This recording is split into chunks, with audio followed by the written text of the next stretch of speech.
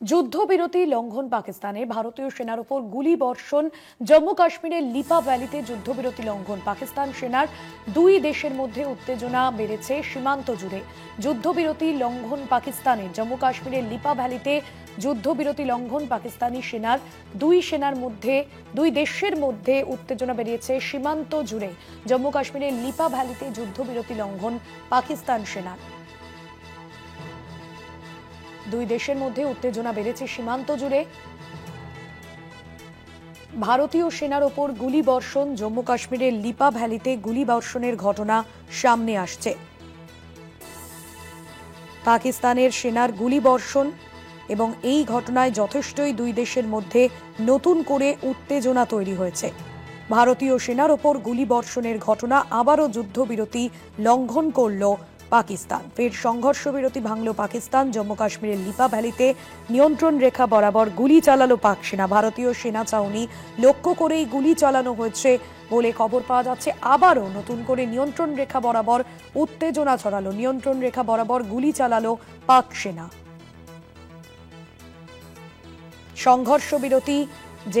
সংঘর্ষ বিরতি ভাঙল পাকিস্তান। লিপা ভ্যালিতে নিয়ন্ত্রণ রেখা বরাবর ভারতীয় সেনার ওপর গুলি বর্ষণ পাক সেনার।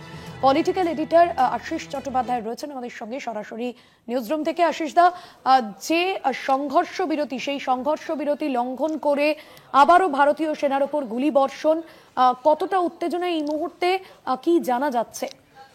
দেখো, যথেষ্ট উদ্বেগজনক খবর। এই গত কয়েক মিনিটে খবর বেরিয়ে আসছে, যেটা জানা যাচ্ছে যে ঘটনার সূত্রপাত গতকাল অর্থাৎ সোম এবং মঙ্গলবার যে রাতটা গেছে সেই রাতে।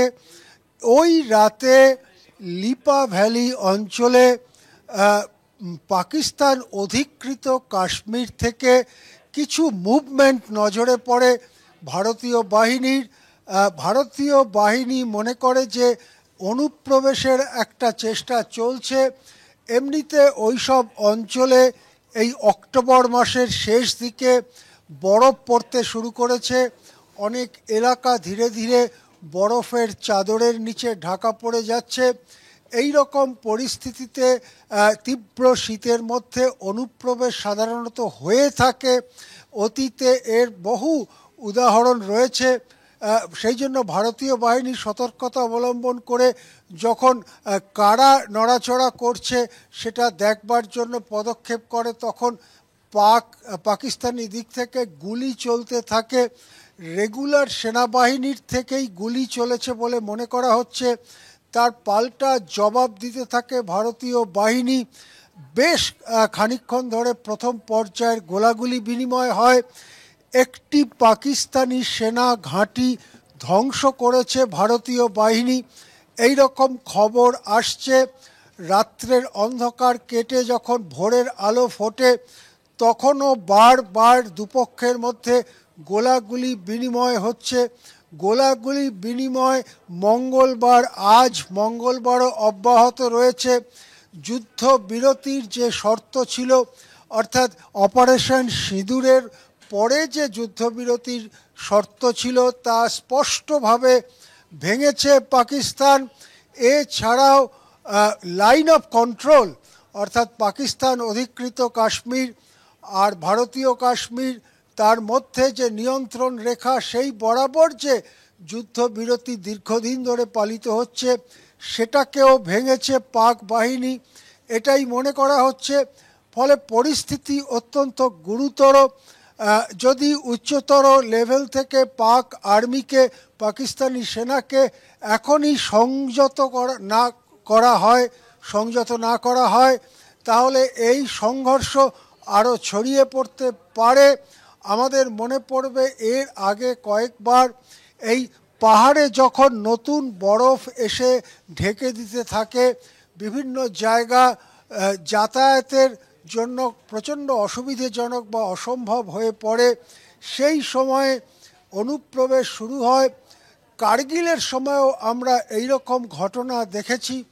ফলে যখন অনেক উঁচু জায়গার থেকে সেনাবাহিনী বরফ পড়ার কারণে কিছুটা নেমে আসতে বাধ্য হয়, তখন এই সমস্ত অনুপ্রবেশ নানা রকম স্থানীয় পাস যাকে বলে, পাহাড়ে পর্বতে যাকে পাস বলে, বাংলাতে যেটাকে গিরি সংকট বলা যেতে পারে, সেই পাসগুলো দিয়ে এই ধরনের অনুপ্রবেশ হয়। এক্ষেত্রে ঠিক কী ধরনের ঘটনা ঘটছিল তা আরও স্পষ্টভাবে আমরা জানব, যেমন যেমন জানতে পারবো আমরা জানাবো কলকাতা টিভিতে। কিন্তু এই মুহূর্তে বড় খবর, পাক সেনাঘাঁটি ধ্বংস করেছে ভারতীয় বাহিনী। ঘন্টার পর ঘন্টা ধরে গোলাগুলি বিনিময় হয়েছে, কখনো কখনো হঠাৎ হঠাৎ গোলাগুলি বিনিময় অব্যাহত আছে। আজ মঙ্গলবার বিকেল পর্যন্ত এই খবর, উদ্বেগজনক খবর আসছে লাইন অফ কন্ট্রোল বা নিয়ন্ত্রণ রেখা থেকে। হ্যাঁ, একদমই ধন্যবাদ জানাবো আপনাকে আশিস দা। সরাসরি ছিলেন আমাদের পলিটিক্যাল এডিটর আশিস চট্টোপাধ্যায়।